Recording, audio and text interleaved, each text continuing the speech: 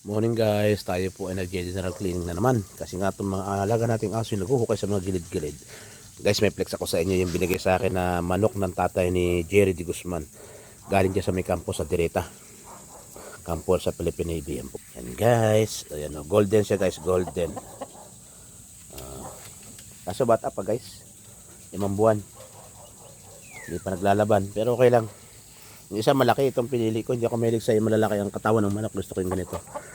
Yan guys, meron tayong alagaan ngayon guys. Yan, golden. Hindi ko alam kung ano lahi ng manok na yun, pero yung tatay po niya ay 4 times. Tapos yung kuya niya na sa akin ay nakatatlo na. Yung uban. Isang taon nung kuwan yun, nung April. Pero ito, lately lang yan, wala pa kapuntahid eh. Marami pong salamat.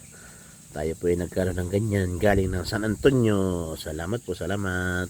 Salamat sa tatay mo, Jerry. Sabi ko, kuya, thank you, thank you. Basta pag yung talaga nagbibigay sa akin ng manok, talagang hindi ka lugi.